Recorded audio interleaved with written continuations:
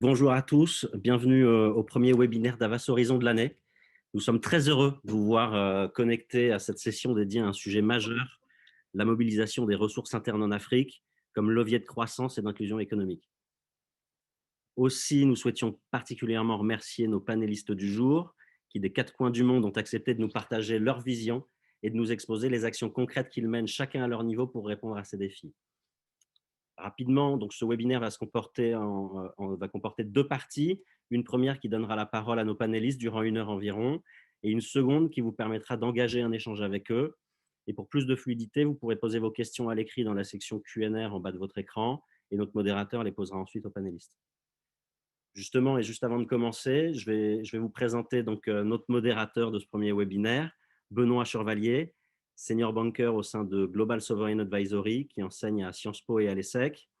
Benoît cumule une vingtaine d'années d'expérience dans le conseil économique et financier souverain, après avoir exercé plusieurs fonctions exécutives au sein de grands groupes privés ou d'institutions financières internationales comme la BAD notamment. Donc, merci à tous, je vous souhaite une très très bonne session. Benoît, la parole est à toi. Merci beaucoup Antoine, merci beaucoup à Avas. Je suis très heureux de vous accueillir cet après-midi donc pour notre débat consacré à la mobilisation des ressources internes en Afrique en qualité de levier de croissance donc, et d'inclusion économique. Alors, quand on parle de mobilisation de ressources domestiques, on va d'abord s'attacher à un petit peu de sémantique, c'est-à-dire à la définition de ces ressources internes. Donc, je vais prendre une définition qui a été soumise par l'African Economic Outlook il y a quelques années. Il s'agit de la mobilisation des ressources intérieures, donc consistant à la création d'épargne intérieure et en son allocation à des investissements socialement productifs dans le pays. Donc, elle se divise en deux parties. La part privée, qui concerne l'épargne publique intérieure, que le secteur financier, les banques, souvent canalisent vers l'investissement. Et la mobilisation des ressources publiques concerne justement cette épargne publique, l'excès de recettes de l'État par rapport aux dépenses courantes. Donc, sur les années entre 1995 et 2015, le ratio de croissance des revenus fiscaux en Afrique subsaharienne a été le double de celui des économies émergentes ou des économies matures. Pourtant, après avoir atteint un point haut justement en 2011, puisque les recettes fiscales ont atteint à cette époque-là en Afrique subsaharienne 22,8%, elles se sont érodées au fur et à mesure du temps pour atteindre 16% d'après les estimations, les dernières estimations du FMI. Alors, il y a pourtant un consensus pour estimer que la mobilisation des ressources domestiques constitue un enjeu majeur pour les économies. Je rappelle des chiffres donnés aussi par la BAD en 2016 et pour que nos auditeurs arrivent à déterminer justement l'assiette de ce qu'elle représente. Donc les ressources domestiques, c'était 500 milliards en 2016 et donc si on les compare à d'autres types de ressources, 43 milliards pour l'APD, 57 milliards pour les investissements directs étrangers ou encore 64 milliards par exemple pour les fonds émanant des diasporas. Donc on voit bien que le rôle absolument majeur et le poids majeur que représentent ces ressources domestiques et donc la mobilisation de ces ressources pour financer la croissance et maîtriser les finances publiques, notamment en monnaie locale.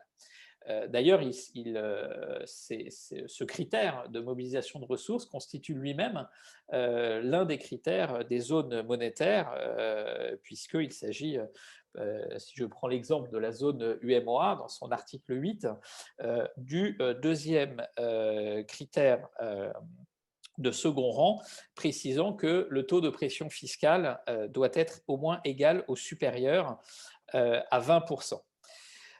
Donc, quand on parle de recettes domestiques, donc nous parlons tant d'impôts directs que d'impôts indirects, donc l'imposition sur les sociétés, l'imposition sur les revenus, l'imposition de taxes foncières, de la TVA ou de contributions. Donc, comment peut-on expliquer cette situation entre donc cet nécessaire besoin de mobilisation des ressources et cet décalage, en tout cas cette faiblesse qui a été constatée ces dernières années? Donc, est-ce que c'est une question d'assiette? Est-ce que c'est une question de taux? Quelles sont les bonnes stratégies pour générer de l'emploi et soutenir la croissance? Hein, on rappelle que notre titre, c'est d'une croissance, les ressources domestiques et la mobilisation de ces ressources domestiques pour favoriser une croissance inclusive.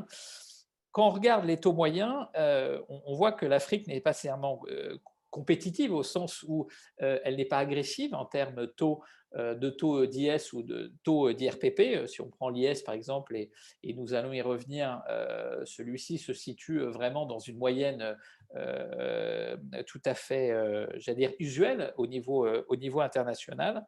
Donc, cette faiblesse des revenus n'est pas nécessairement imputable à une attractivité en tant que telle en matière de taux. Donc, ils sont plutôt nous orienter vers les assiettes et de nombreuses exemptions ou de subventions qui peuvent exister, que ce soit en matière de matières premières agricoles, non agricoles, dans les secteurs de l'énergie ou dans l'intégration de certains périmètres, en particulier d'entreprises publiques. En parallèle, un certain nombre de pays sont engagés aussi dans le développement de zones franches ou de zones économiques spéciales, avec des succès variables. Et là, il sera très intéressant d'avoir parmi nous aussi donc le représentant du Fonds souverain djiboutien, puisque pour non pas lui faire plaisir, mais pour citer une étude très récente du FDI Intelligence, qui a estimé que la seule phase pilote, par exemple, du DIFTZ a permis d'augmenter le PIB du pays de 11%. Donc nous verrons justement comment cela a pu être effectué. Deuxièmement, donc, quelles sont les propositions pour changer de trajectoire? Évidemment, la pandémie a changé la donne. Elle bouscule fondamentalement tant les économies matures que les économies émergentes et celles du continent. Et donc, comment les pays abordent justement cette situation et comment soutenir les finances publiques sans gripper la croissance et en même temps améliorer les recettes fiscales. Donc, je suis très heureux d'accueillir pour animer ce débat avec 4 experts de très haut niveau. Donc, je vais citer par ordre alphabétique. Donc, Abdul Salam Bello, qui est l'administrateur suppléant de l'une des 2 chaises représentant l'Afrique subsaharienne au sein de la Banque mondiale. Ansouman Camara, qui est conseiller spécial du Premier ministre de Guinée en charge de l'économie, des finances, du budget et coordonnateur général de l'INES et de la MAMRI. Mamadou Mbaye, qui est le directeur général donc, du Fonds souverain djiboutien, et Jean-Luc Mastaki, qui est le chef de section de la politique de diversification économique et des réformes publiques au sein de la Commission économique des Nations Unies pour l'Afrique. Donc, pour aborder notre première question, notre première thématique, c'est-à-dire sur les défis intrinsèques de la mobilisation des ressources, donc je m'oriente vers Abdul Salam Bello. Donc, vous travaillez au sein de la Banque mondiale, vous êtes administrateur, je viens de le dire, suppléant de l'une des 2 chaises. Donc, est-ce que vous pouvez nous présenter comment, justement, quel est le rôle et la mission de la Banque mondiale et les analyses que la Banque mondiale effectue sur ce sujet? Quelle est l'importance de la collecte qui est aujourd'hui effectuée? La question de la transparence et de la sécurité, qui est aussi un enjeu central, et comment elle peut être abordée, et la détermination de l'assiette fiscale, c'est-à-dire comment élargir et comment faire en sorte que celle-ci soit équitable, et notamment prenant en compte le fait que beaucoup de nos économies africaines sont informelles, et donc comment cet élément peut être pris en compte. Donc je crois que vous allez vous appuyer sur quelques exemples précis, notamment au Kenya, qui a lancé des initiatives. Donc, on vous donne tout de suite la parole pour nous présenter un petit peu votre vision sur ce sujet. Merci beaucoup, Abdul. Oui, bonjour. Merci Benoît et bonjour à toutes et à tous. Très heureux d'être panéliste dans cette discussion. Je pense qu'elle est effectivement importante sur la question de la mobilisation des ressources. Avant d'aller dans le détail des questions posées par Benoît, effectivement, sur le rôle de la Banque mondiale, mais aussi le rôle des institutions internationales sur cet agenda, quelques éléments de contexte d'abord. Nous sommes tous partie prenante de la mise en œuvre des objectifs du développement durable. Et dans ce contexte-là, quand vous regardez les 17 ODD, il y a le 17e objectif qui parle justement des partenariats. Et dans ces sous-objectifs-là, le premier sous-objectif traite justement de l'appui ou de la coopération internationale vers les pays en développement pour les aider à mobiliser les ressources nationales, renforcer les capacités sur les questions liées à la collecte de l'impôt et d'autres recettes. Donc, pour commencer à répondre à la question de Benoît, effectivement, la Banque mondiale est partie prenante, comme les autres institutions internationales, dans la coopération pour appuyer les pays dans la mobilisation des ressources, internes. Donc, ça, c'est vraiment un élément fondamental. Ensuite, lorsqu'on regarde les déficits, justement, pour atteindre les OTD, les déficits estimés pour ce qu'on appelle les pays à faible revenu, donc ça dépasse également donc, le contexte africain, le déficit est autour de 500 milliards de dollars chaque année. Et le Fonds monétaire estime qu'en fait, si la pression fiscale est renforcée, on peut réduire ce gap au moins d'un tiers. Ensuite, comme Benoît l'a mentionné dans son introduction, effectivement, l'Afrique subsaharienne en particulier fait partie des régions du monde où les ratios, donc impôts sur le PIB, sont les plus faibles. On est autour de 15% à peu près en ce moment. Donc, qu'est-ce que cela signifie? Un certain nombre d'éléments, Benoît les a reflétés, mais d'abord les faiblesses institutionnelles, en termes de capacité aussi des administrations publiques ou des administrations en charge de la collecte des impôts. Ça, cela revient très clairement. Mais ensuite, il y a des questions autour, comme vous l'avez mentionné, de l'assiette fiscale. Il y a des exonérations ou des faibles pressions fiscales dans certains secteurs ou sous-secteurs, par exemple les questions autour du foncier. Dans certaines situations, vous avez aussi la structure même de certaines économies. Quand vous regardez, j'ai donné le cas de 15% sur les ratios impôts sur PIB, mais quand vous regardez sur l'Afrique subsaharienne, le spectre des ratios, on va de 6% à peu près pour le Nigeria à plus de 30% pour les Seychelles. Donc vraiment, le spectre aussi est assez large et ça montre aussi cette diversité des stratégies nationales. Ensuite, sur le rôle de la Banque mondiale stricto sensu, la Banque mondiale agit sur différents fronts, soit en tant que banque, donc dans la coopération bilatérale, en fait, la coopération entre la banque et le pays, ou dans le cadre de plateformes globales ou d'appui aux institutions régionales. Le portefeuille aujourd'hui, en mai 2019 plutôt, le portefeuille de la banque sur l'appui au pays dans la mobilisation de ressources était autour de près de 2 milliards de dollars, 1,8 milliard de dollars, sur un appui d'une centaine de pays à peu près.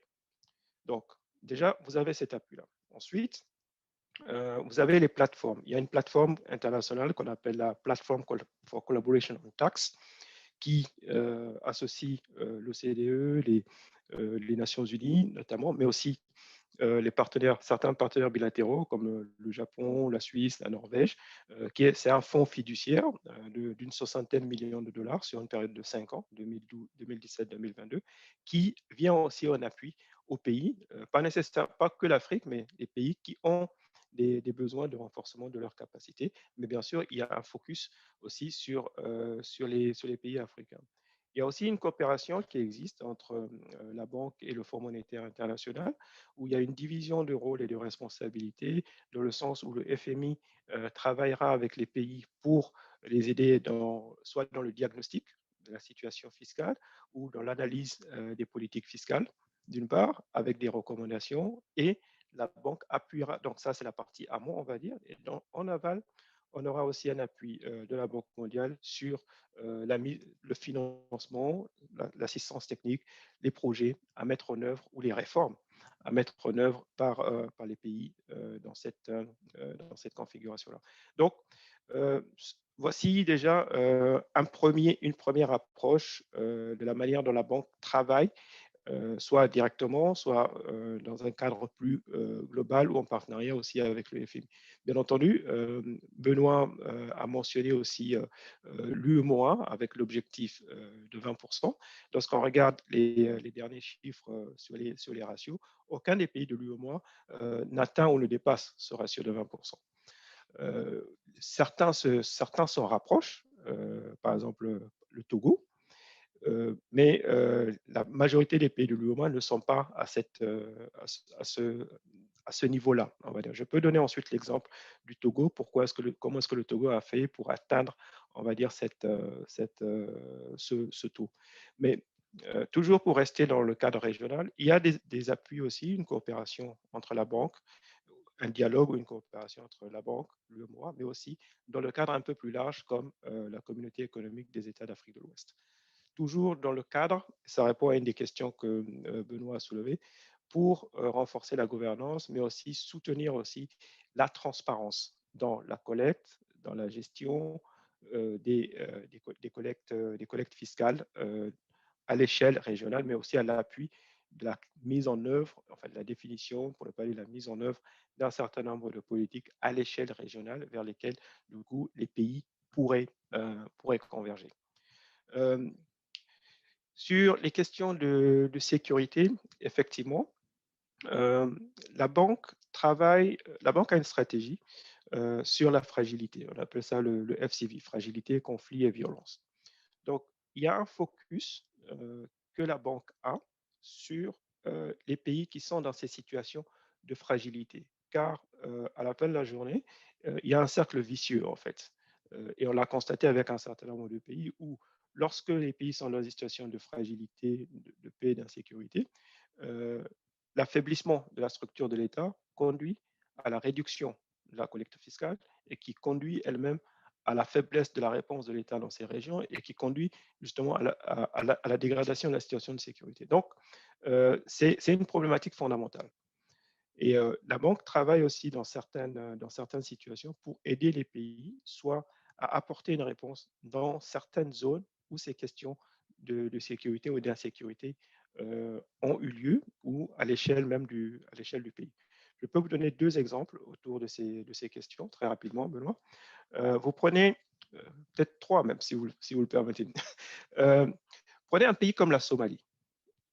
On connaît la situation en Somalie et la banque a commencé à travailler avec la Somalie depuis 2015 pour aider justement la Somalie à mettre en place une meilleure gouvernance, un meilleur soutien dans l'administration publique, mais aussi dans l'administration fiscale pour améliorer aussi, et ça c'est le contrat social, le suivi de la collecte fiscale par les contribuables. Donc une forme de contrat social.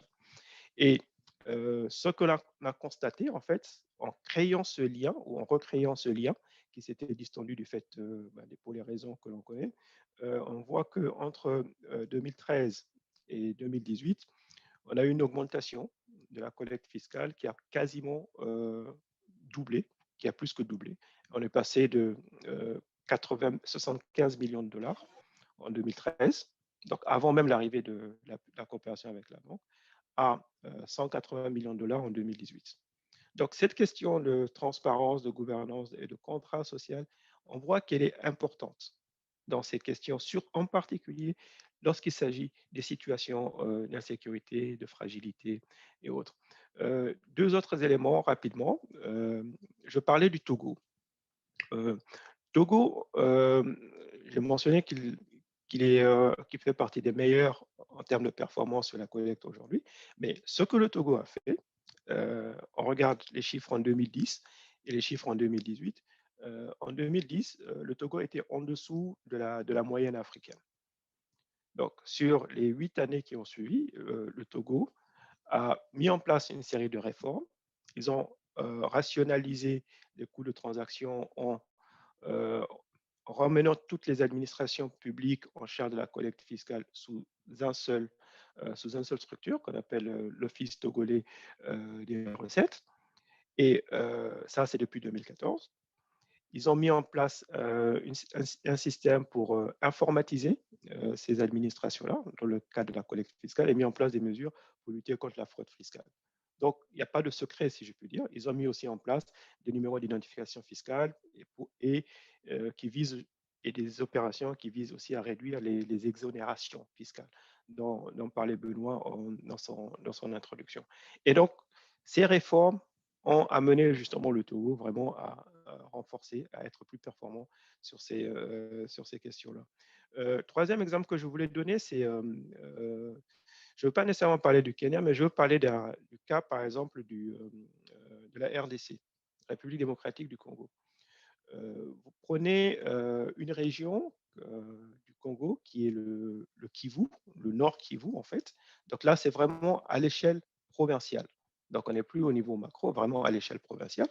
La banque a apporté un soutien, la Banque mondiale, un soutien dans cette région-là, du Nord Kivu, pour aider la région à établir donc, un registre, travailler sur la communication, donc encore une fois, le contrat social, sensibilisation, mais aussi renforcer les capacités de déplacement des agents de collecte d'impôts. Et qu'est-ce qu'on a constaté?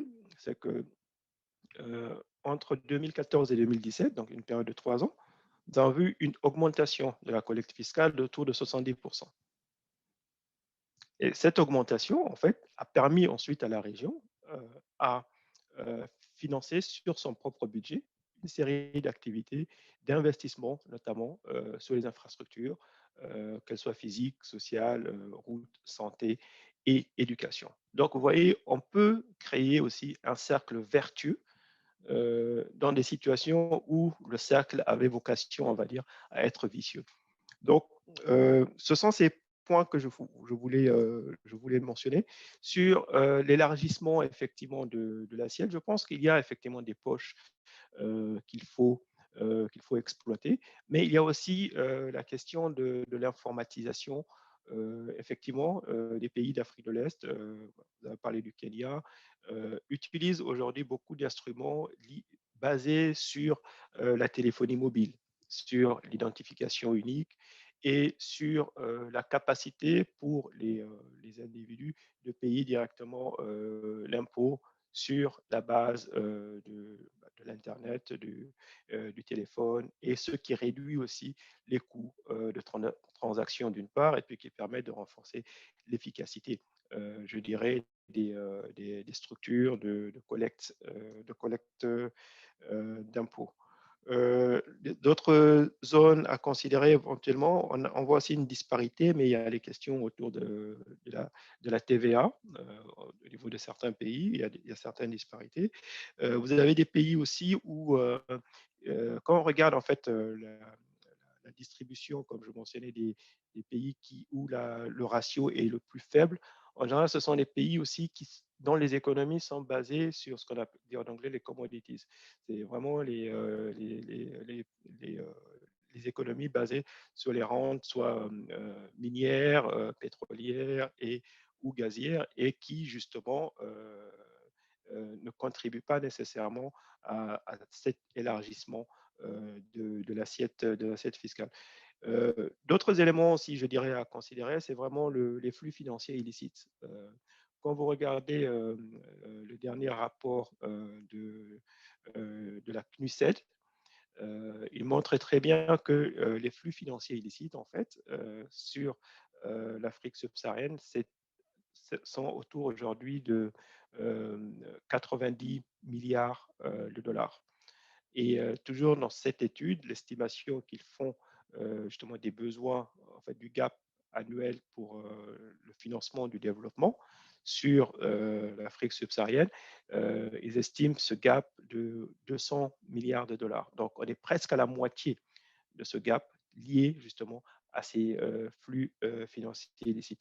Benoît a parlé des impôts sur les sociétés, c'est important, mais derrière les impôts sur les sociétés, il y a aussi beaucoup d'exonérations que certaines sociétés, notamment beaucoup de multinationales, ont et dont bénéficient un certain nombre de multinationales, pour être précis, et qui sont autant aussi de manques à gagner pour l'État.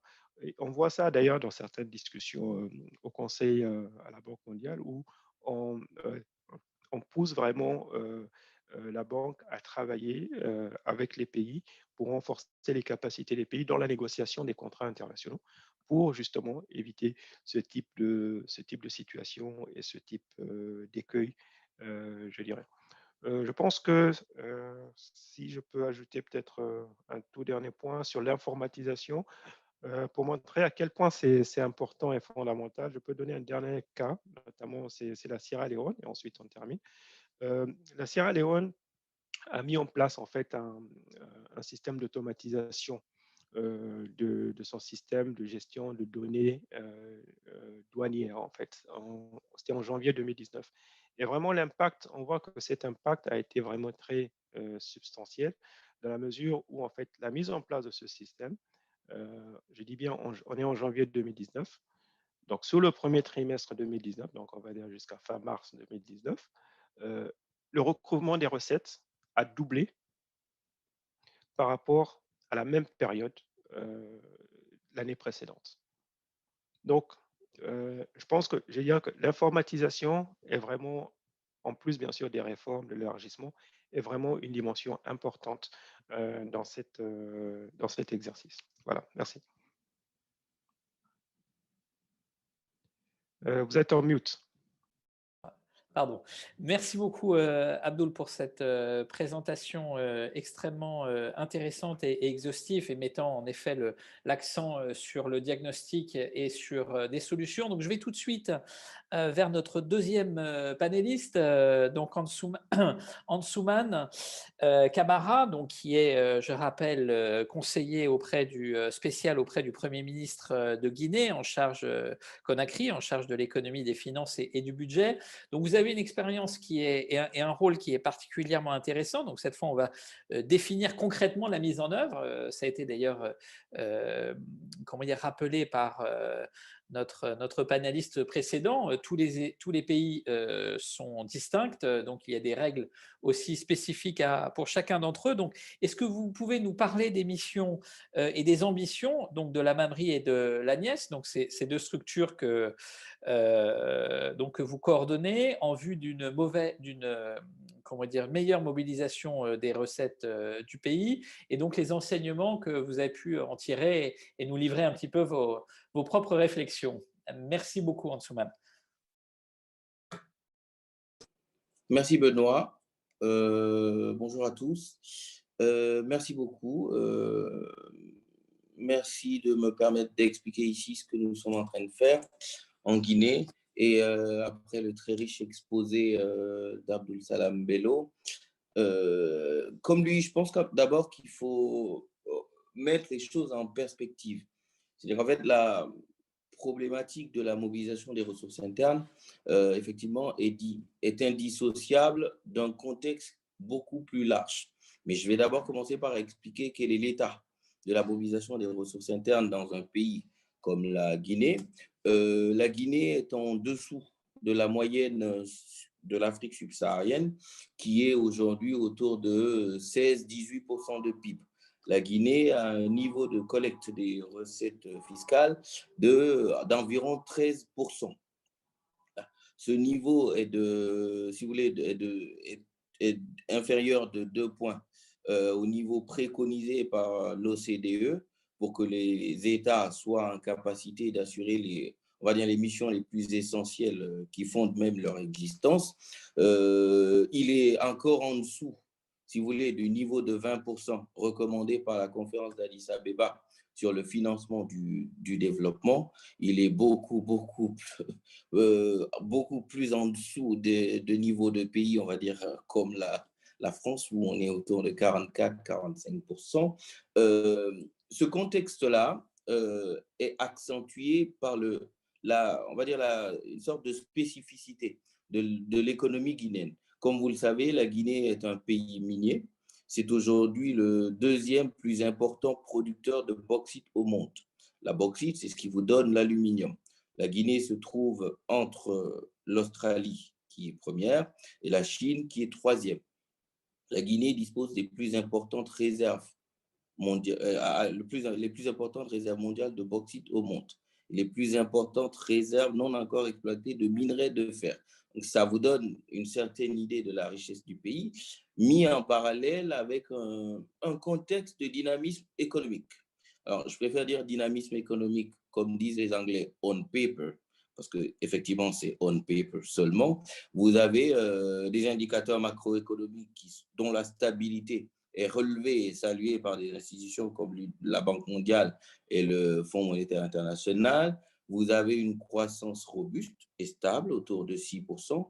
Je crois qu'en 2016, c'était même 10,2% de croissance. Vous avez un secteur minier qui est particulièrement dynamique, avec entre 2016 et 2021 un niveau d'investissement autour de 5-6 milliards de dollars. À tout cela, il faut ajouter une réelle attractivité de l'économie guinéenne, avec, on va dire, une amélioration notable du positionnement du pays, notamment dans le Doing Business de la Banque mondiale ou du Global Competitiveness Report du World Economic Forum.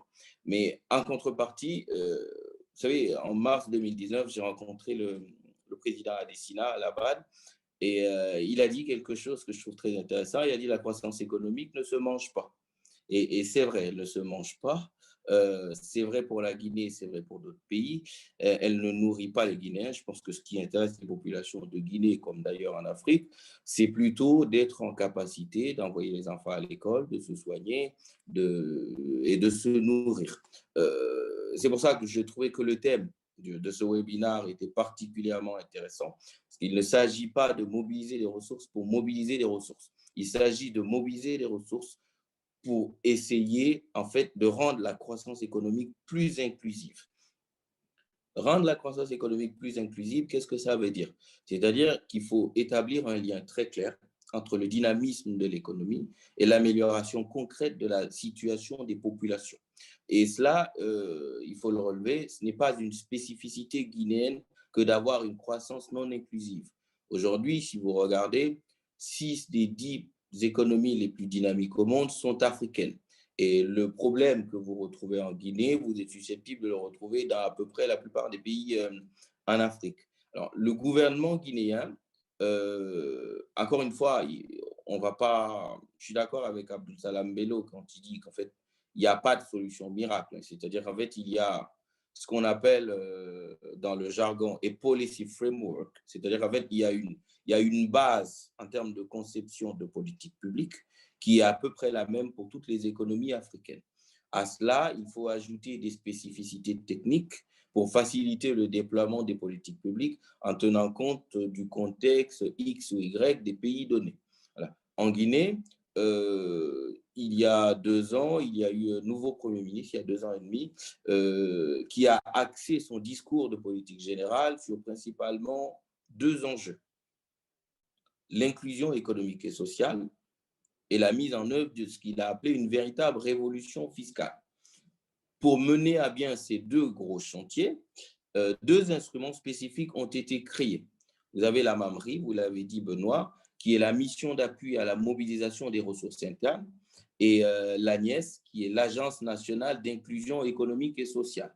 Alors, j'aurai l'occasion de revenir en détail sur ces éléments, mais il est utile de souligner que l'originalité de ces outils, c'est-à-dire qu'en fait, nous n'avons pas de référence. On ne sait pas, on a regardé ce qui se faisait dans d'autres pays, mais la Guinée a été obligée d'innover. C'est-à-dire qu'en fait, on n'a pas trouvé d'équivalent de tels instruments pour mener à bien les politiques publiques.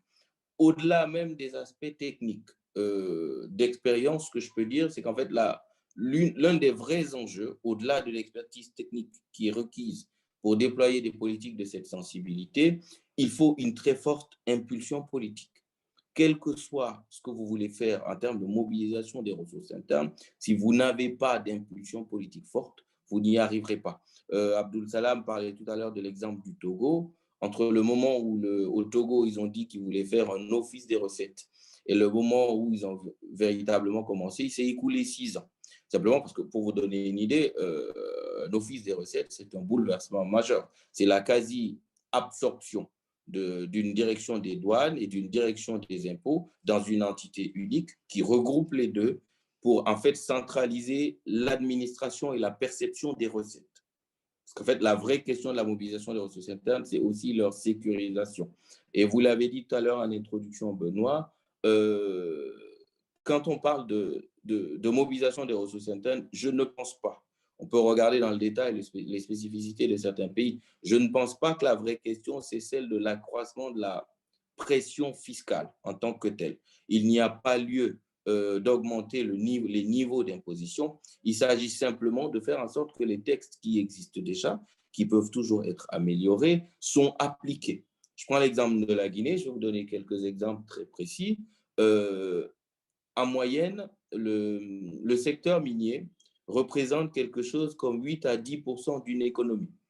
On s'est amusé, quand on venait d'arriver à la primature guinéenne, de faire une étude sur les 10, 12, 15 principaux pays miniers. En moyenne, donc, les mines, c'est 8 à 10% d'une économie. Et les recettes fiscales provenant du secteur minier, en le rapportant au PIB, en moyenne, c'est 13,44% d'un PIB. En Guinée, les mines, c'est 19% de l'économie, soit le double de la moyenne, si vous voulez, le double de la moyenne des principaux pays miniers. Les recettes fiscales provenant du secteur minier en Guinée, c'est à peine 2% du PIB. La Banque mondiale l'a relevé, le FMI le relève, et ça, typiquement, ce sont des enjeux sur lesquels nous allons travailler. La Banque mondiale a fait en 2019 un rapport sur la Guinée qui a dit que c'est la seule taxe sur la valeur ajoutée, la TVA, avait un potentiel d'accroissement des recettes fiscales guinéennes d'au moins 5 points de PIB. 5-7 points de PIB, si vous voulez, on n'est pas loin du milliard de dollars. On est entre 800 millions et 1 milliard de dollars, si vous voulez. Donc, ces instruments, quels sont les objectifs qui leur ont été fixés? L'objectif de la mission d'appui à la mobilisation des ressources internes, c'était de créer une structure technico-politique. L'idée, c'était de renforcer l'expertise technique de l'administration guinéenne pour mobiliser les ressources internes, mais aussi constituer un levier de pression sur les administrations. Vous savez, enfin, je pense qu'on est tous là des technocrates. Vous savez très bien, quand on parle de mobilisation des ressources internes, c'est plutôt un sujet qui fait trembler, on va dire, la bourgeoisie économique et financière des pays en Afrique. Donc, c'est des sujets très sensibles qui touchent à des intérêts très particuliers et qu'il faut piloter avec beaucoup d'intelligence et de doigté technique. Donc, l'objectif que le Premier ministre et le Président de la République ont fixé à la mission d'appui à la mobilisation des ressources internes, c'est d'atteindre le ratio de 20% de PIB d'ici 3 à 4 ans. Et ça, c'est absolument possible techniquement en allant simplement chercher 2-3 niches. Je viens de dire tout à l'heure que juste la TVA, ça faisait au moins 5 points de PIB. Donc, il y a cet objectif. Derrière, pour vous donner une idée, si on se rapprochait de l'objectif de 20% de PIB, cela permettrait à la Guinée de résoudre ce que j'appelle l'équation insoluble des infrastructures, en particulier routières et énergétiques. Le niveau de l'accès à l'énergie en Guinée se trouve autour de 35%. Il peut beaucoup être amélioré, même si ces 10 dernières années, il y a eu des investissements très considérables pour augmenter la capacité énergétique qui va atteindre très rapidement 1000 MW. Mais il y a encore des choses à faire, notamment dans le domaine des routes. L'objectif de l'Agence nationale d'inclusion économique et sociale, c'est de concevoir et de mettre en œuvre une politique nationale d'inclusion dans les domaines économiques, social et financiers. Comment on y arrive? Il s'agit de construire des politiques de deux ordres. Vous avez des politiques que je peux appeler classiques d'inclusion, notamment sociale, que la Banque mondiale connaît très bien, avec des transferts monétaires et par exemple des travaux à haute intensité de main-d'œuvre. Vous avez aussi des politiques dites d'inclusion productive. Et ça, c'est la spécificité de l'ANIES et de ce que nous sommes en train de faire en termes d'inclusion. Parce qu'en fait, notre conception a été de dire que l'inclusion n'est pas seulement une affaire sociale. Nous avons mis, désolé Abdul Salam, nous avons mis un temps fou à faire comprendre à la Banque mondiale que, en fait, l'inclusion telle que nous l'appréhendons n'est pas seulement une question de politique sociale, c'est d'abord et peut-être surtout une question économique. D'ailleurs, l'ANIES a un financement de 70 millions de dollars avec la Banque mondiale. Nous ne sommes pas arrivés à les convaincre de faire autre chose que des transferts monétaires. On a déjà beaucoup progressé parce qu'en fait, ils ne faisaient que des HMO. Nous, on leur a dit qu'économiquement, nous pensions que les transferts monétaires étaient beaucoup plus déterminants pour l'inclusion et pour la réduction de la pauvreté que les travaux à haute intensité de main-d'œuvre. Nous sommes arrivés à les convaincre pour avoir un financement de 70 millions de dollars pour faire cela. Qu'est-ce que cela signifie? La Guinée vient de lancer ce mois d'août le plus grand programme de transfert monétaire en Afrique. Il faut le relever, c'est un pays qui n'avait quasiment pas de politique de cette nature. Les politiques d'inclusion représentaient 1% de l'effort de dépenses de l'État. Et encore, il s'agissait de l'argent obtenu auprès de la Banque mondiale dans le cadre de ce qu'on appelle les projets de filets sociaux. Donc, dans l'accès à l'énergie, ce qui est fait, c'est-à-dire en fait, on considère que l'une des dimensions fondamentales de la pauvreté dans des pays comme la Guinée, c'est le manque d'accès à l'énergie et le fait que plus de la moitié de la population vit d'une façon ou d'une autre de l'agriculture. Et ça, ce n'est pas une spécificité guinéenne. Vous le retrouvez dans la plupart des pays. 51% des pauvres en Afrique vivent de l'agriculture, d'une manière ou d'une autre. Et pour traiter donc la question de l'inclusion, il fallait s'intéresser à l'agriculture. Donc l'ANIES a construit des politiques inclusives au-delà des transferts monétaires dans le domaine de l'accès à l'énergie. Il s'agit essentiellement de mettre en place des réseaux de mini-grids.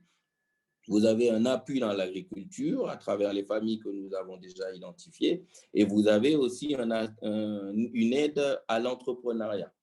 Alors, comment y arriver? C'est vrai qu'il y a en 2 ans, la Guinée est arrivée à mobiliser pour cette question de l'inclusion à peu près 227 millions de dollars, y compris le financement national. C'est beaucoup d'argent, mais c'est encore trop peu. Parce qu'en Guinée, vous le savez, il y a à peu près 60% de pauvres. Quand vous allez en milieu rural, c'est même 65%. Et pour apporter une aide déterminante à ces populations, le gouvernement s'est dit qu'il fallait mettre l'accent sur la mobilisation des ressources internes pour favoriser. Alors, nous, disons que lexiquement, on préfère plutôt parler de partage de la prospérité, puisqu'en fait, c'est très important. C'est-à-dire, en fait, quand vous venez dans un pays comme la Guinée, où à peu près tout le monde est pauvre, les discours un peu, je suis désolé du terme, moralisateurs, comme on peut le voir, Benoît, tu connais ça très bien comme moi en France, vers la période de Noël, où tout le monde doit faire des dons au secours populaire, au secours catholique, etc. Ça ne parle pas aux gens. La pauvreté ne choque pas les gens parce qu'à peu près tout le monde est pauvre. Mais quand vous expliquez aux gens qu'il s'agit de partager la prospérité, vous emportez leur conviction parce qu'ils savent que l'économie croît, ils l'entendent partout, ils voient le boom du secteur minier. Le segment qui manque, c'est la redistribution. Et c'est ce que le gouvernement guinéen est en train de faire. Alors, pour revenir à la question de la mobilisation, la mission d'appui à la mobilisation des ressources internes a ouvert 5 grands chantiers. 5 ou 6 grands chantiers. Le premier de ces chantiers, c'est un TADAT, un Tax Administration Diagnostic Assessment Tool. C'est un bilan de santé d'un système d'administration fiscale. C'est une initiative multi-bailleur dont le secrétariat permanent est au Fonds monétaire international. Le TADAT démarre en Guinée le 16 février. Nous le préparons depuis 1 an. À peu près tous les bailleurs sont impliqués dans son financement, y compris la Banque mondiale, le FMI et la Banque africaine de développement. Il y a aussi la coopération française via de l'argent de l'Union européenne. Nous avons lancé un appel d'offres qui est en cours d'achèvement pour la digitalisation. Il s'agit de moderniser les administrations économiques et financières. Je pense qu'il y a dans la digitalisation des systèmes de perception des recettes un potentiel d'accroissement des recettes fiscales considérable.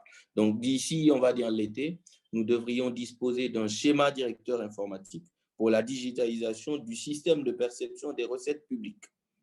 Il y a aussi une réflexion qui est en train d'être conduite à son terme et c'était même, je dois le dire, l'une des raisons d'être de la création de la MAMRI. C'est l'opportunité de créer en Guinée un office des recettes. Donc, on va regarder dans le détail. La Banque africaine de développement est au courant. Nous échangeons avec eux là-dessus. Nous allons regarder si ce modèle peut être pertinent, sachant qu'en fait, il y a toujours une opposition, vous savez, entre le modèle anglo-saxon de l'Office des recettes et le modèle francophone que nous avons aussi, avec une distinction entre les douanes, les impôts et les recettes non fiscales. Donc ça, c'est des choses que nous sommes en train de regarder dans le détail. Nous n'avons aucune religion. Si c'est l'Office des recettes qui est pertinent, je pense que c'est cette voie que les pouvoirs publics devront prendre après une validation politique. Vous avez une autre étude sur il y a un lien là avec ce qui se passe à Djibouti, dont mon collègue panéliste parlera tout à l'heure, qui concerne l'optimisation des politiques financières de l'État. Je vous donne mobiliser des ressources internes, ce n'est pas seulement les impôts. C'est pour ça que le mot ressources a pour moi beaucoup plus d'importance que celui de recettes. En fait, les recettes, on est toujours dans la dimension fiscale de la problématique. Alors que quand vous parlez de ressources, vous allez au-delà de la question fiscale et vous vous intéressez notamment à la dépense. En Guinée, les recettes, le peu de recettes, on va dire, qui est collecté, une bonne partie de ces recettes sont utilisées pour l'endettement public et la politique de subventionnement à l'énergie, en plus de la masse salariale. Donc, il y a lieu de regarder dans le détail comment on peut optimiser ces politiques, réduire de façon intelligente, comme ont pu le faire des pays comme l'Indonésie, par exemple, qui a pu réduire de 75% en 2-3 ans sans aucune tension sociale sa politique de subventionnement au secteur de l'énergie. Ça, c'est des choses qu'il faut qu'on regarde. L'endettement, avec notamment une redéfinition de la politique on va dire, de la stratégie par laquelle l'État s'endette, je veux dire, notamment auprès du marché intérieur, puisque cela étouffe l'économie. Ça, c'est des choses que nous sommes en train de regarder dans le détail. Et il y a enfin un chantier qui est quasiment en train d'arriver à son bout, en tout cas du premier segment, qui est celui de la mise en place d'un système de finances locales en Guinée. Encore, pour dire les choses clairement, la plupart des économies africaines se ressemblent. Il y a quelques détails qui peuvent changer, mais les basics sont les mêmes. En Guinée, la très nette part des recettes fiscales provient de Conakry, la capitale. Vous allez au Rwanda, je crois que 94 ou 96% des recettes fiscales sont tirées de Kigali, seule la ville de Kigali. Donc, en fait, ça, c'est des choses qu'il faut qu'on regarde. Il s'agit, dans tous les cas, d'élargir l'assiette et non d'étouffer l'économie en augmentant les taux de pression fiscale.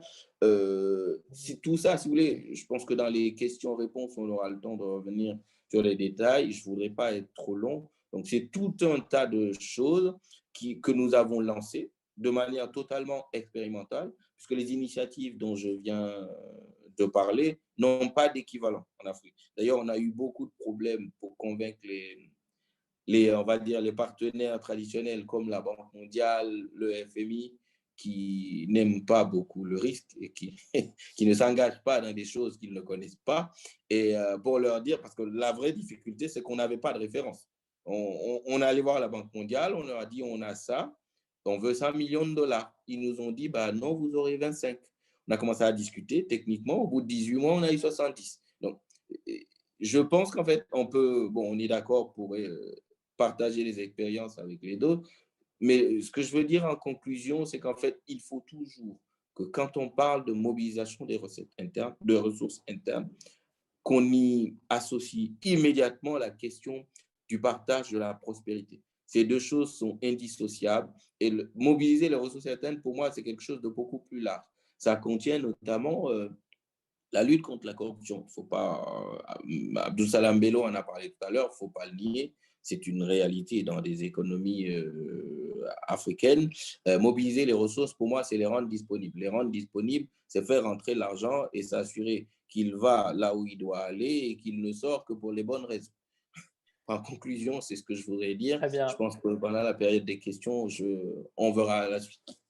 Merci beaucoup Ansouman pour cet exposé, ce partage d'expériences extrêmement riche et diversifié. En effet, on reviendra sur quelques exemples. Alors, pour laisser justement un tout petit peu de temps aux questions, je vais tout de suite me retourner vers notre troisième intervenant, à savoir Monsieur Mamadou Mbaye, donc, qui est le directeur général du Fonds souverain de Djibouti, qui a été créé assez récemment. Alors, Djibouti, justement, c'est un acteur qui est connu pour aussi, d'ailleurs, avoir un certain nombre de zones franches. Donc là, il y a une action qui a été entreprise à travers la création de ce fonds.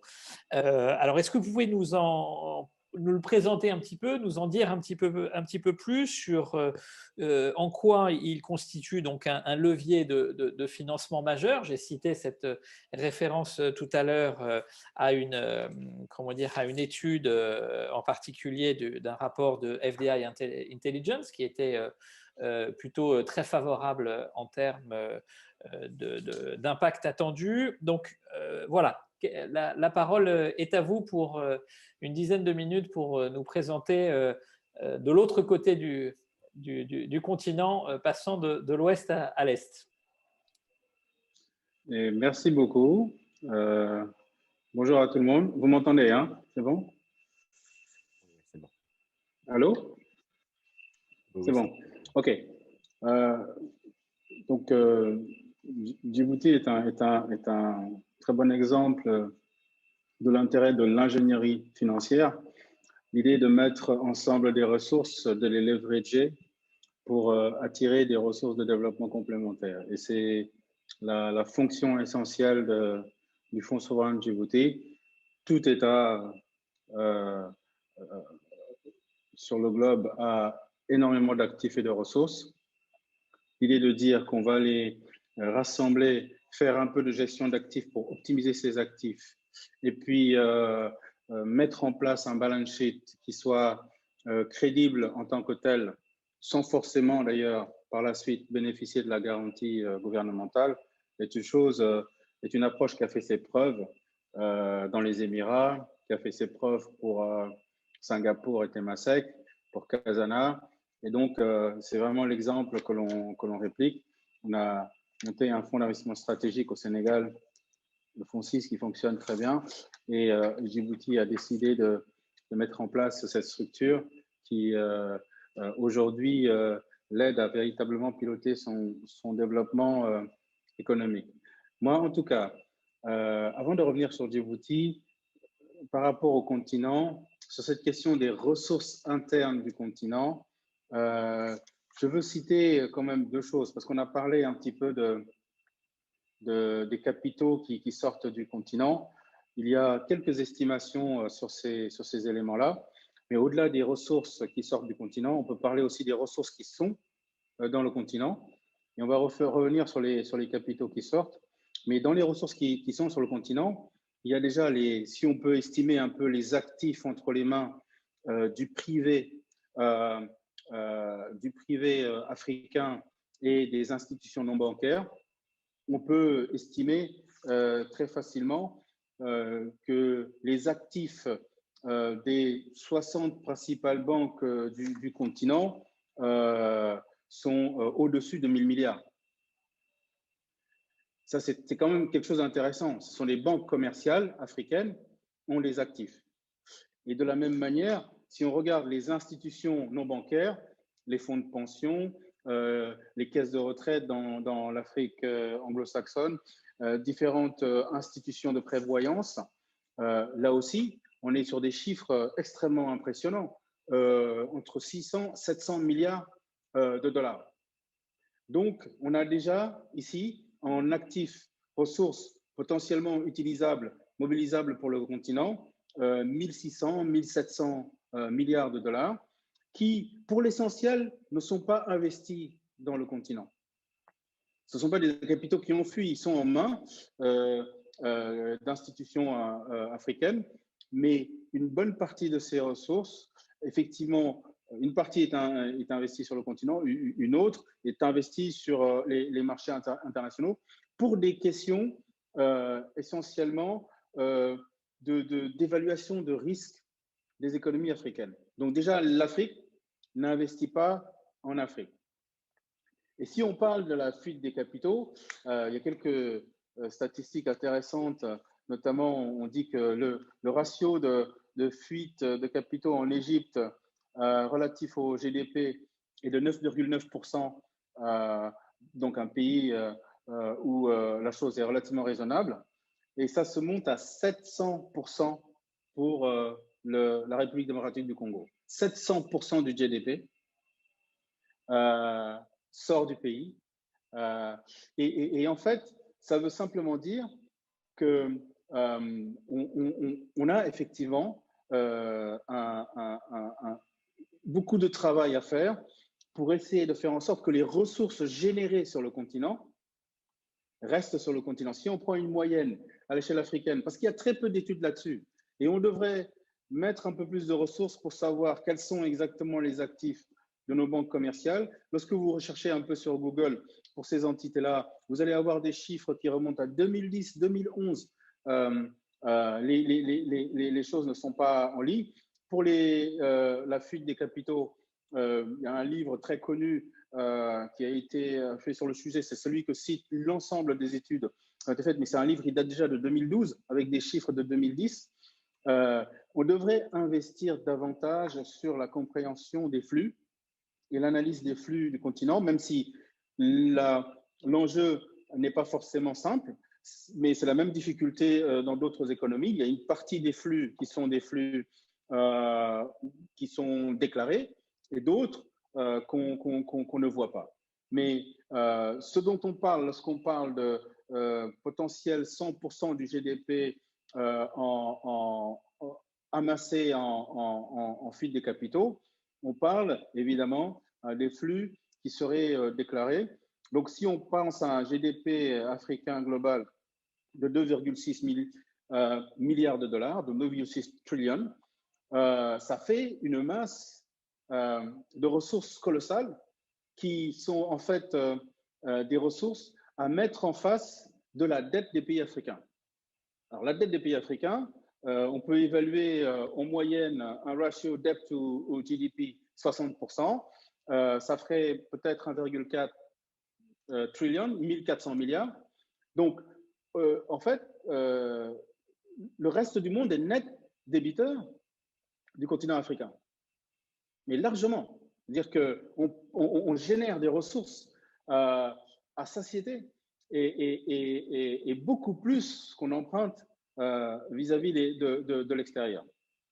Et la problématique des pays africains, à la limite, si on regarde même ce taux de ratio debt to GDP, n'est pas forcément que l'Afrique a trop emprunté, comme on le dit, parce qu'il y a beaucoup de zones qui sont à plus de 100%, c'est qu'en fait, on paye beaucoup trop pour notre dette, du fait des éléments d'évaluation risque, des ratings, etc. On paye des taux excessifs, des yields très importants pour notre dette, alors que, en fin de compte, on est aussi net créditeur vis-à-vis de cet extérieur qui nous prête. Donc, il y a un effort colossal à faire pour nous. La question fiscale du financement des États est évidemment très importante, mais la structuration du financement de nos économies et puis le relèvement un petit peu du profil de risque africain qui va l'aider un petit peu à rapatrier une partie des ressources qu'elle produit et la repartir de l'extérieur vers l'Afrique ou à les mobiliser sur le développement africain est l'un des enjeux fondamentaux du développement africain. Et c'est un bon problème à se poser parce qu'on aurait pu ne pas avoir les ressources. Mais la vérité, c'est qu'on a les ressources, on génère beaucoup de création de valeur, on pourrait en générer beaucoup plus si on montait dans la chaîne de valeur en produisant davantage de produits finis, on génère beaucoup et on produit beaucoup de ressources naturelles, de produits bruts. Mais si on se mettait à développer une industrie africaine, ces chiffres-là seraient évidemment beaucoup plus impressionnants. Donc, l'enjeu pour l'Afrique est véritablement un enjeu de profil global de risque, de structuration des économies qui fasse que les détenteurs de capitaux privés soient sereins pour les investir dans les économies nationales, de structuration aussi du profil de risque qui fasse que les prêteurs privés puissent allouer des actifs en Afrique. Et c'est vrai que de ce côté-là, on n'est pas non plus excellent. C'est que l'ensemble des économies mondiales, nord-américaines, européennes, asiatiques, se financent beaucoup avec la dette privée.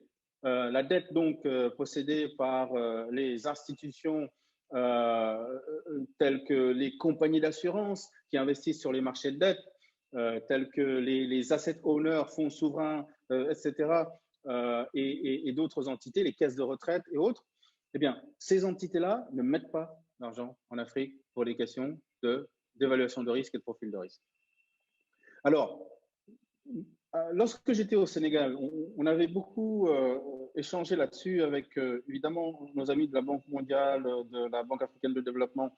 Et nous, souvent, ce qu'on leur disait, c'était que ce qui serait intéressant pour nous, c'est d'utiliser le rating de ces organisations multilatérales pour potentiellement rehausser le crédit de certains projets, de certaines institutions, parce que dans le domaine du rating international, qui est une institution en tant que telle et qui est utilisée par les marchés financiers pour évaluer le risque, il y a un phénomène qu'on appelle le sovereign rating, le sovereign ceiling, c'est-à-dire que lorsqu'un pays a un rating, aucune institution nationale n'a un rating supérieur à ce pays, ce qui fait du sens.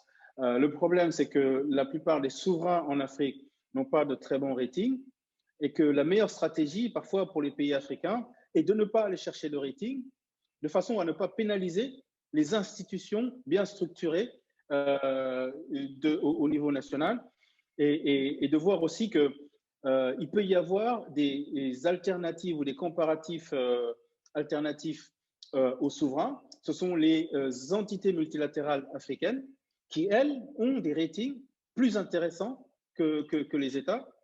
Et du coup, comment pourrions-nous leverager le balance sheet de ces institutions, que ce soit, bon, évidemment, la Banque mondiale qui n'est pas stricto sensu africain, la Banque africaine de développement, d'autres banques régionales qui ont de bons ratings, parfois bien meilleurs que ceux des États.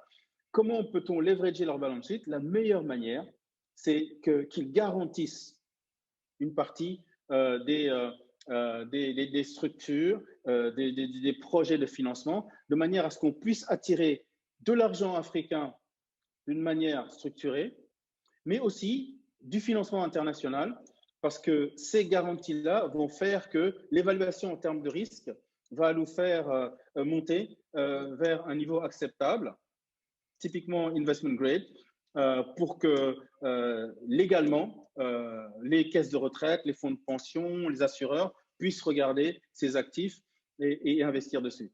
On a véritablement une problématique fondamentale sur ces points-là.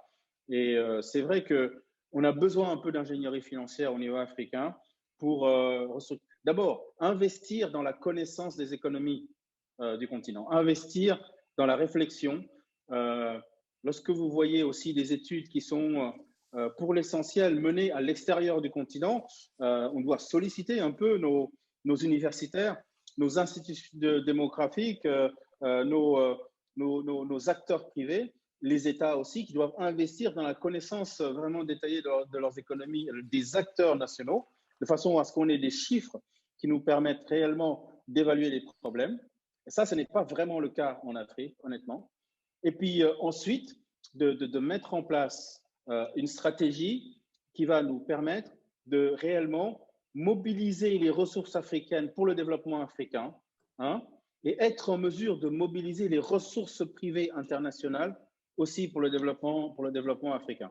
Et cela va énormément soutenir les États en termes de revenus fiscaux parce que là où il y a du développement économique, même si une partie des économies n'est pas structurée, n'est pas formelle ou n'est pas complètement surveillée, là où il y a du développement économique, il y a création d'emplois, augmentation des recettes fiscales, réduction du problème social et mise à niveau ou développement d'une classe moyenne qui va soutenir l'effort de structuration gouvernementale. Donc, voilà en quelques mots, en tout cas, des éléments de réflexion qu'il était, je crois, important pour moi vis-à-vis de ces éléments en termes de perception du risque africain, important de citer. Et c'est vrai qu'on est sur tous ces schémas de réflexion au niveau du Djibouti.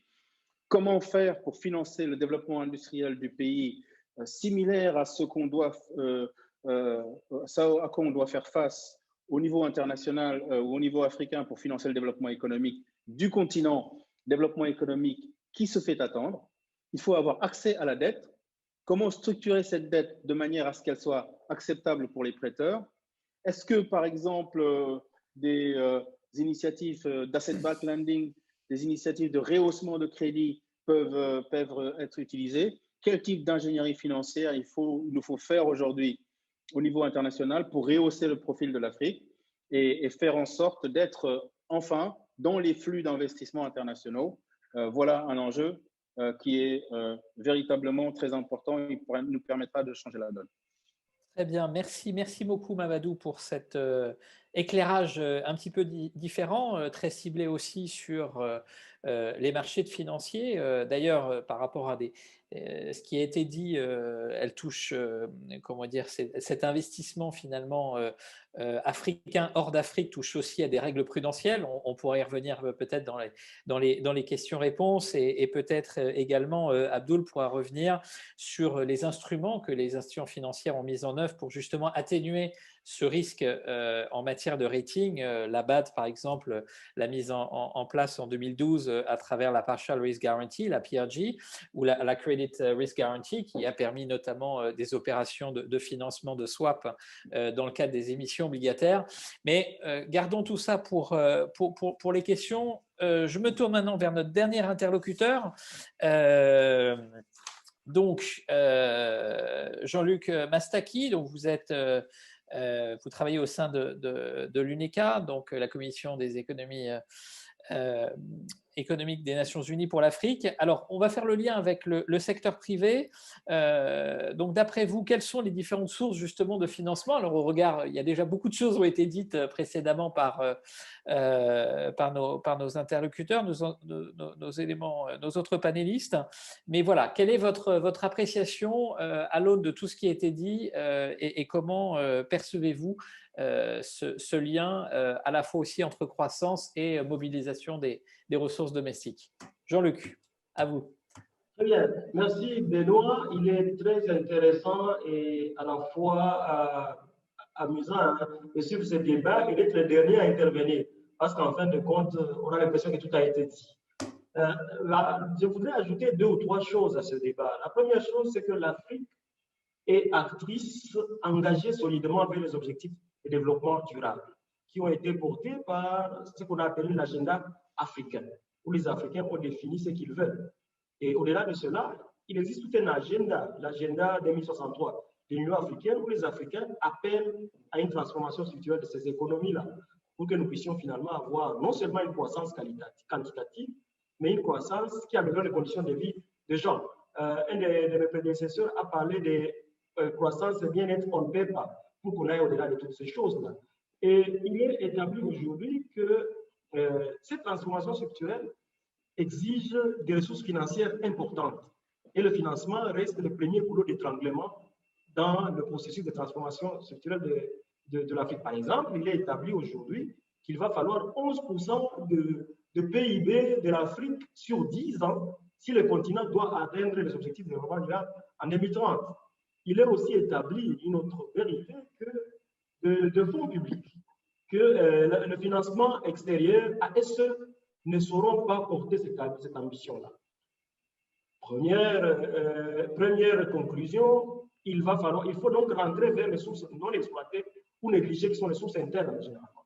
Ces sources internes vont au-delà du public. Tous les débats, jusque-là, j'ai aimé les bonnes réflexions d'Abdoul Salam sur les réformes fiscales, sur l'élargissement de l'assiette, sur la fiscalité des pans des économies africaines qui y échappent jusque-là, mais aussi la nécessité de réduire ces exclusions à l'impôt que sont les exonérations fiscales, les réduire, les annuler, je ne dirais pas, mais rationaliser les exonérations fiscales pour qu'en fin de compte, les budgets de l'État soient bien approvisionnés. Mais au-delà de questions de recettes, je crois que nous n'avons pas beaucoup touché sur les questions des dépenses. L'efficience de la dépense publique permet évidemment de bien utiliser les recettes publiques et de dégager des ressources supplémentaires. Il faut donc rentrer au débat sur la qualité de la dépense publique en tant que moyen d'amélioration des ressources publiques. Non seulement se focaliser sur la recette, mais aussi analyser la qualité de la dépense publique. Et évidemment, comme l'a si bien dit après ça, il faut élargir l'assiette par des innovations qui réduisent le coût des transactions, des innovations qui renforcent le contrat social et la sociologie fiscale afin que le paiement de l'impôt soit convivial, réduire le coût des transactions et surtout les procédures bureaucratiques à travers une digitalisation fiscale, mais aussi réduire cette focalisation géographique sur les capitales, mais aussi sur certains secteurs. Au-delà de cela, il faut penser à d'autres sources non exploitées à l'intérieur. Les sources non exploitées, c'est le capital investissement, par exemple. Le capital investissement est une source qui n'est pas beaucoup exploitée en Afrique. À la seule, il est établi que la connaissance d'abord du continent par rapport à cette source-là doit être renforcée. Les mesures de formation à l'ingénierie financière, les mesures d'éducation financière, au-delà de l'individuel au micro, vers le macro, peuvent aider à résoudre ce problème. Il y a cette question de mobilisation des caisses et fonds de pension. Évidemment, il faut d'abord porter le débat de l'inclusivité des systèmes de pension eux-mêmes, parce que très peu de populations africaines, très peu de populations actives sont assujetties à un système de pension. Il faut les élargir et considérer que c'est des moyens pour pouvoir lever des fonds et les orienter vers les besoins de la transformation structurelle. Le dernier intervenant, je crois que c'est M. Mbaye, a dit quelque chose d'important. Il ne faut pas seulement mobiliser les ressources, il faut aussi les orienter vers les secteurs productifs, les orienter vers la transformation structurelle pour qu'elle puisse améliorer la croissance en quantité et en qualité. Il faut donc essayer d'étendre la sécurité, les mécanismes de sécurité sociale, les filets de sécurité sociale à la grande partie de la population pour essayer de mobiliser. Un autre outil dont on a parlé ici, sur lequel il faut vraiment enfoncer le clou, c'est le partenariat public et privé. Alors que, de façon historique, le domaine, par exemple, des infrastructures, on a pensé longtemps que c'est la dépense publique, c'est la dépense en capital ici du budget de l'État qui pouvait porter ce secteur. Aujourd'hui, les États peuvent dégager des ressources en créant cet espace-là pour que le secteur privé soit acteur dans le développement des infrastructures à externalité. Il y a beaucoup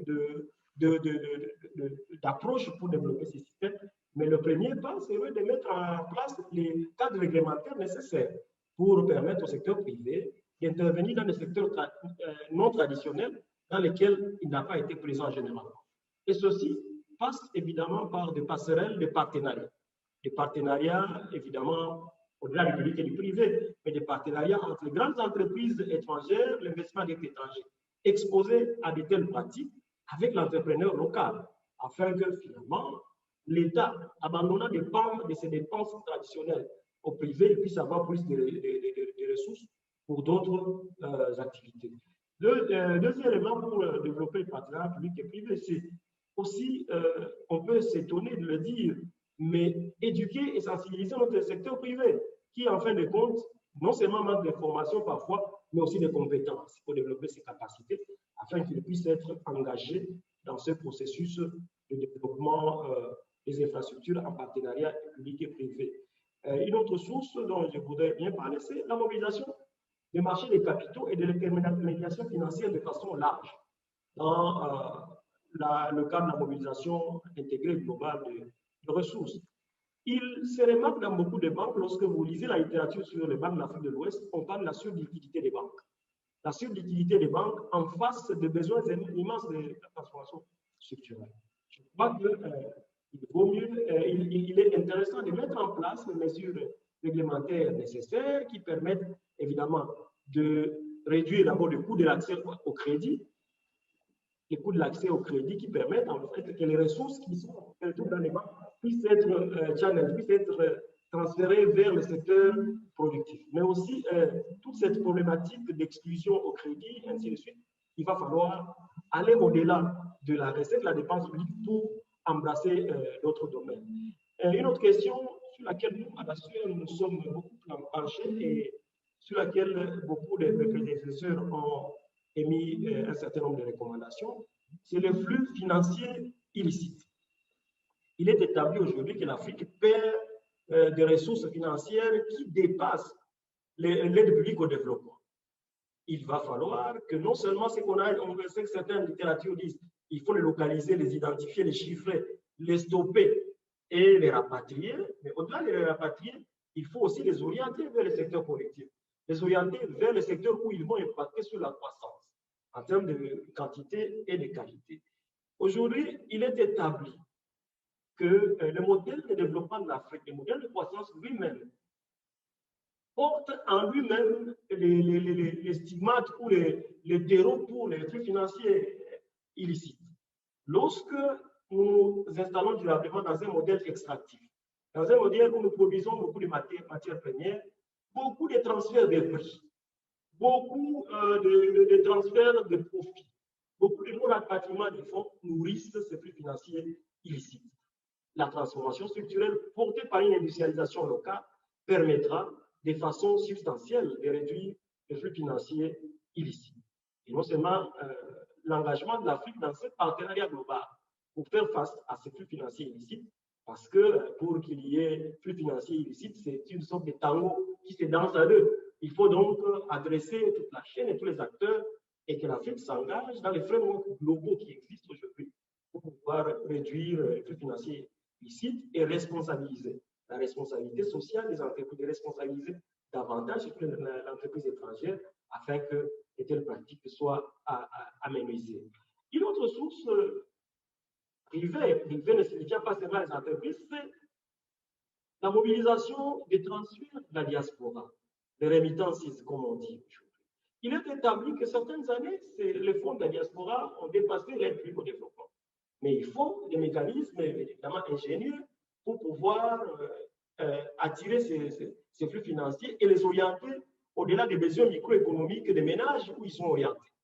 Et ceci nous amène vers des débats sur les bonds, les diaspora bonds, les obligations de la diaspora, qui pourraient permettre de canaliser cet argent vers le secteur bancaire, mais aussi formaliser les transferts, parce que très peu passent par Western Union, MoneyGram, et passent par des valises, par des poches. Il faut qu'il n'y ait pas des outils, des incitations économiques claires, nous soyons en mesure de mobiliser cet argent et de le canaliser au-delà des besoins microéconomiques et sociaux des ménages, des expéditeurs. Il faut donc réfléchir sur tout ceci. Certains pays africains ont adopté un certain nombre d'innovations en termes de stratégie financière pour canaliser cet argent-là, et c'est très important. Et comme j'ai dit au début, Benoît, je suis dans le bureau de la CEA, de l'Afrique centrale, des économies beaucoup plus tirées par les ressources naturelles et où nous avons, n'est-ce pas, le deuxième poumon thématique de la planète. Nous sommes dans la région du bassin du Congo avec son massif forestier important. Ceci m'amène alors à parler de l'opportunité qu'offrent tous ces fonds verts, tous ces fonds liés au changement climatique et qui doivent être portés par des analyses sérieuses en termes de comptabilisation des ressources naturelles. Parce que lorsqu'on comptabilise les ressources naturelles, on chiffre leur contribution au PIB, à la croissance, à la préservation du capital lui-même. Il devient facile pour nos pays de s'engager dans un débat d'élargissement de leur espace fiscal, en essayant, tant soit peu, de mobiliser des ressources globaux qui existent aujourd'hui et qui sont portées vers l'économie verte, qui sont portées vers l'adaptation, qui sont portées vers la mitigation du changement climatique. Cet ensemble de fonds verts peut constituer un apport majeur à l'amélioration des recettes publiques de nos États, surtout les États de l'Afrique centrale. Mais il faut d'abord, comme je dis, les capacités pour cerner le volume, le flux, la contribution de cette économie verte, de la préservation de cette forêt équatoriale, de la planète, de cette économie bleue, de cette économie grise et tout ça. Comment mobiliser tout ça pour élargir l'espace fiscal et porter des nouveaux arguments dans le débat sur le financement des économies de l'Afrique centrale et de l'Afrique en général. Je crois que de façon transversale, les questions de capacité se posent. Et nous, à la CEA, à travers l'IDEP, nous avons proposé un certain nombre de formations. Des formations au cadre gérant les finances publiques, les banques, et ainsi de suite, sur la mobilisation des ressources domestiques. Comme l'a si bien dit M.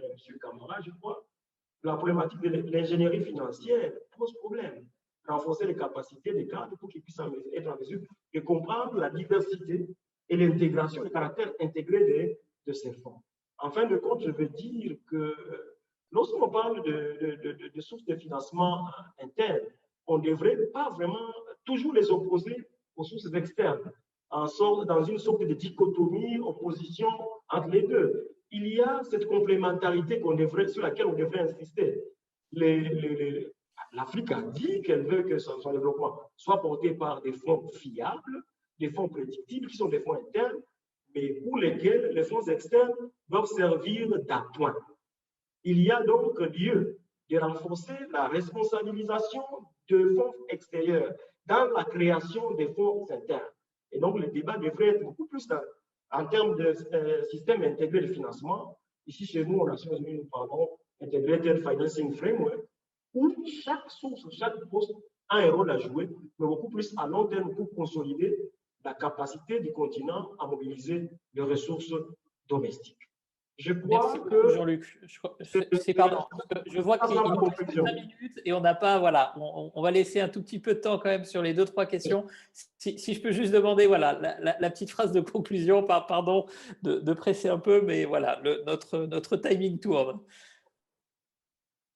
Ma conclusion serait tout simplement de concevoir un modèle intégré où chaque poste a un rôle à jouer pour renforcer la souveraineté et aussi la capacité du continent à porter son développement par des financements propres.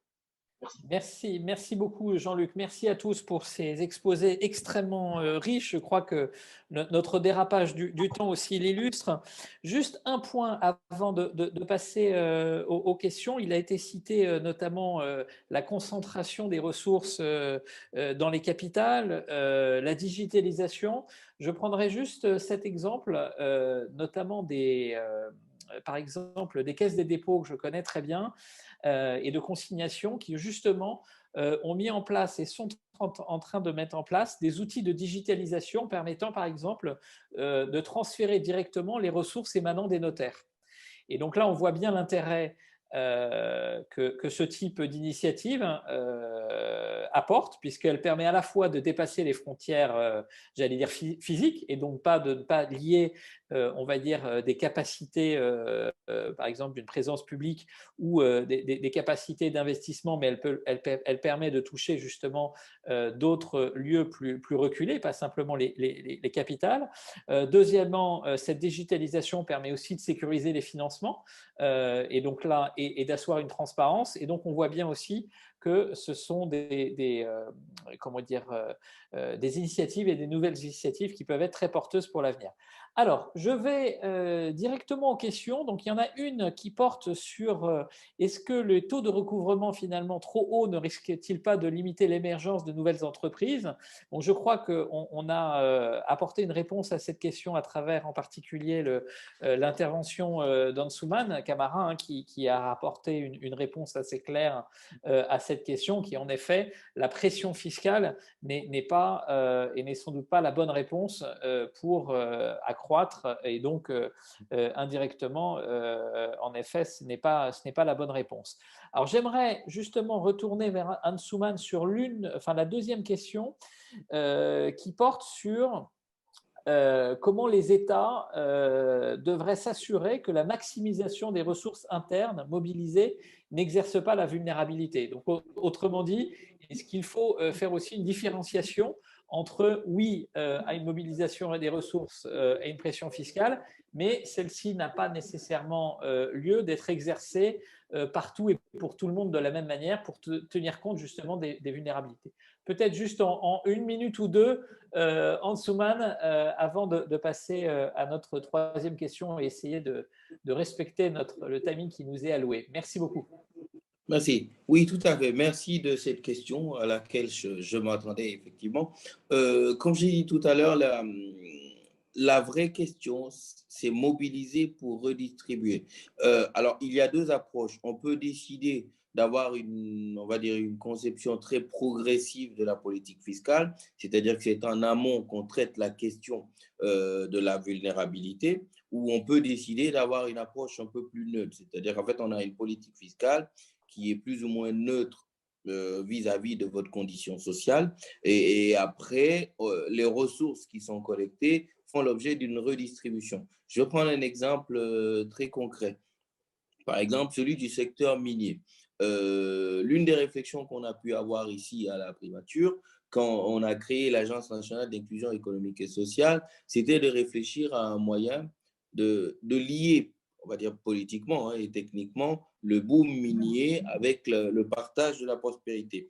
Comment vous faites ça? Donc, on avait imaginé un dispositif qui n'a pas encore été mis en place et qu'on a appelé la CASAM, la contribution additionnelle de solidarité sur les activités minières. L'idée, elle est très simple, c'est de dire que chaque année, soit un pourcentage des recettes fiscales ou une ponction, c'est-à-dire une portion de la production minière elle-même, on peut dire 1%, 0,5%, 2%, est réservée à la problématique de la réduction de la vulnérabilité. Les ressources sont identifiées. Là, c'est-à-dire que ce n'est pas en amont qu'on traite le problème, puisque en fait, on ne fait pas de distinction à l'entrée pour ce qui concerne la taxation, mais on s'assure que tous ceux qui sont redevables de l'impôt le paient. Et une fois que les ressources sont collectées et sécurisées, elles font l'objet d'une redistribution à travers des politiques qu'on identifie, comme dans le cadre de l'ANIES, par exemple, dans une logique d'inclusion. Très bien, merci beaucoup pour cette, en effet, réponse extrêmement claire et précise. Une autre question qui porte sur les cadres macroéconomiques actuels, donc ils sont orientés exclusivement vers la croissance économique non inclusive, hein, on l'a dit, qui ne tiennent pas compte de vrais objectifs, notamment politiques ou de réduction des inégalités sociales. Alors j'aimerais me retourner vers Mamadou Mdaye. Et quelle est finalement l'ambition concrète du Fonds souverain à Djibouti en matière d'impact social et d'inclusivité des populations locales? Pour prendre un exemple, j'allais dire, à la fois concret et opérationnel. Merci Benoît pour cette question. La question du développement inclusif et d'actualité dans l'ensemble des pays africains qui croît ces 10 dernières années de manière très impressionnante, avec en parallèle une augmentation de la dette publique, sans qu'on voit réellement sur les 10 années passées un développement un petit peu significatif des classes moyennes, une réduction de la pauvreté et une réduction du chômage. Donc se pose effectivement la question de la nature de la croissance que nous organisons sur le continent et Djibouti ne fait pas exception. Le pays a connu ces 20 dernières années d'ailleurs une croissance significative, très impressionnante, qui s'est soldée par des réalisations sur le plan des infrastructures, notamment portuaires, vraiment de premier plan. Mais la demande sociale reste une réalité. Et de la même manière, la question du chômage, surtout le chômage des jeunes, est une problématique très importante. Donc le Fonds a mis ses objectifs de création d'emplois et de création de valeur comme des objectifs de premier ordre, de premier plan dans son plan de développement. Et nous favorisons véritablement priorisons les projets qui investissent dans le pays, créent de l'emploi et sont des projets qui permettent de garder la valeur. Et typiquement, il y a un secteur dans lequel on peut faire ce travail de manière structurée, c'est le secteur financier local. Vous savez, à chaque fois qu'on a un prêt international, à chaque fois qu'on a un financement venant d'un organisme international dans un pays, on délocalise une partie du revenu financier du projet parce que les taux d'intérêt, les intérêts de la dette sont payés à l'étranger.